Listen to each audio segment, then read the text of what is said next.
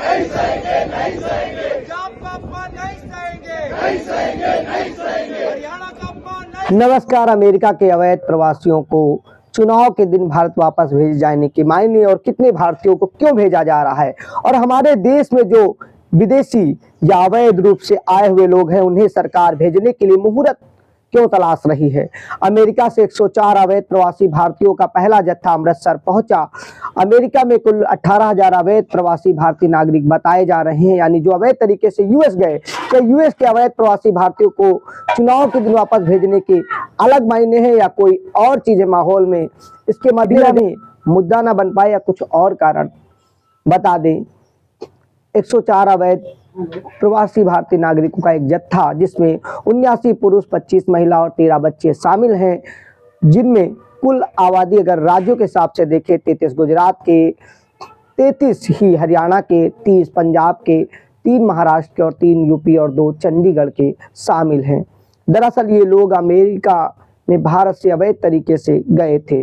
US के मुताबिक इनको अमेरिका में घुसने के लिए डटी रूट अवैध तरीके से मार्गों में जाने का दोषी पाया गया है। तो अमेरिका सेना का विमान इन लोगों को लेकर अमृतसर पहुंचा। ट्रंप प्रशासन के बाद से ये पहली बार हुआ है जब इतनी बड़ी संख्या में भारतीयों को वापस भेजा गया है भारत। अच्छा, इससे पहले भी कई बार भेजा गया लेकिन संख्या कम थी।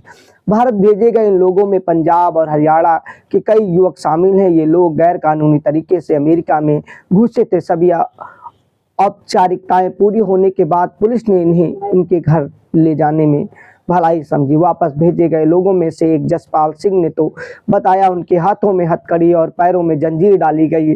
अमृतसर एयरपोर्ट पर आकर उन्हें खोला गया। उन्होंने तो मेरा नाम जसपाल सिंह है। तो यहाँ तक बताया, हमें पता नहीं था कि हमें भारत ही ले जाया जा रहा है। उन्हें लग रहा था कि उन्हें दूसरे कैंप या डिटेंशन सेंटर में ले जाया जा रहा है जहां अवैध रूप से आने वालों को ले जाया जाता है। उनके मुताबिक हमारे हाथ पैर में हथकड़ी और बेड़ियां थी। अमेरिका से डिपोर्ट किए गए जसपाल सिंह ने जो बताया कि वो ब्राजील 5-6 महीना पहले गए, 30 लाख लेकर गया और उन्हें वैध तरीके से अमेरिका पहुंचाने का एजेंट ने वादा किया, लेकिन एजेंट ने यहाँ उनके साथ धोखाधड़ी की। और ये पहली बार नहीं है। एजेंट अधिकतर विदेश में ले जाने, चाहे वो ब्राजील, कनाडा, अमेरिका कहीं भी हो, धोखाधड़ी कर जाते। इसमें अवैध तरीके से लोग पैसा बचाने के चक्कर में या कई अन्य रास्तों से अंदर जब मिलते हैं और उसके बाद पकड़े जाते हैं तो एजेंट तो पिंड छुड़ा लेता है और वो अवैध और अपराधी बन जाते हैं। फिर उनके साथ अपराधी वाला सलूक होता है। ये देश तो हिम्मत दिखाकर उन देशों को वापस भी भेज देते हैं, रिश्ते उस्ते कैसे भी कुछ भी रहे, लेकिन भारत में अवैध रूप से बांग्लादेशी और रोहिंग्या जो आते हैं और यहाँ तो राजनीतिक महत्वाकांक्षा कहें या वोट बैंक के लिए कुछ और, उन्हें वोटर बनाकर नागरिक बना या अवैध तरीके से तमाम चीजें कर दी जाती। यूं कहे दामाद की तरह सेवाएं। असम सरकार को कोर्ट ने ही फटकार लगाते हुए कहा अवैध प्रवासियों को या अवैध तरीके से भारत में प्रवेश करने वालों को वापस भेजने का सरकार क्या कोई मुहूर्त देख रही है।